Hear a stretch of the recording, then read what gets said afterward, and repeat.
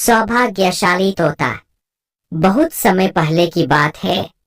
एक छोटे से गांव के पास एक सुंदर जंगल था। उस जंगल में तरह तरह के पक्षी और जानवर रहते थे।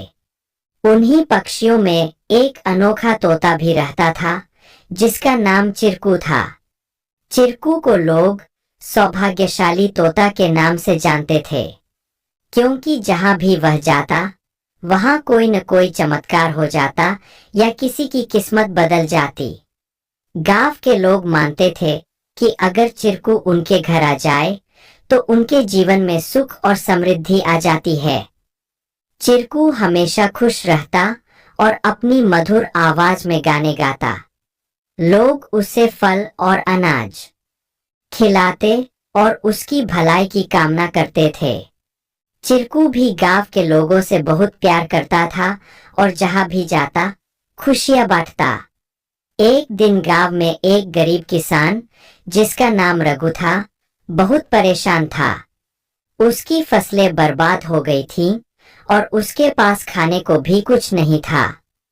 वह दिन रात मेहनत करता, लेकिन किस्मत उसका साथ नहीं दे रही थी।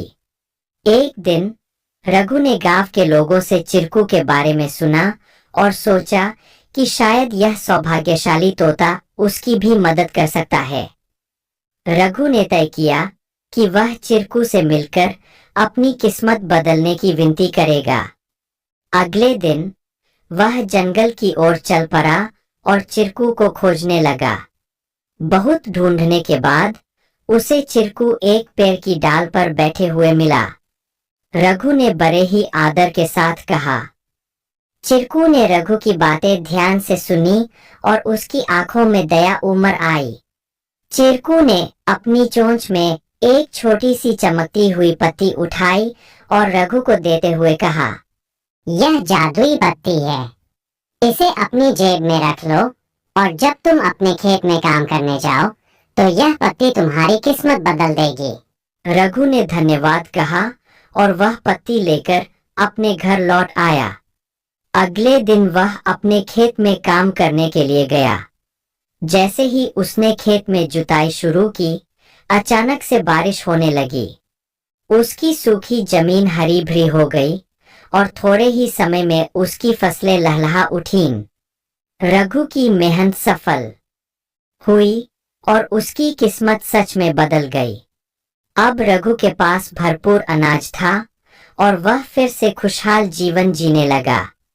उसने गांव के लोगों को चिरकू की बुद्धिमानी और उसके द्वारा दी गई जादुई पत्ती के बारे में बताया।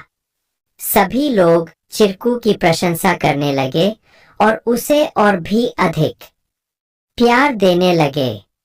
लेकिन चिरकू ने रघु को एक बात कही थी, याद रखना, यह पत्ती सिर्फ तुम्हारी मेहनत का साथ देगी। अगर तुम मेहनत करना छोड़ दोगे तो यह भी अपना जादू खो देगी। रघु ने चिरकू की बात समझ ली और कड़ी मेहनत जारी रखी। धीरे धीरे उसकी स्थिति पहले से बहुत बेहतर हो गई। वह गांव के सबसे सफल किसानों में से एक बन गया, लेकिन उसने कभी यह नहीं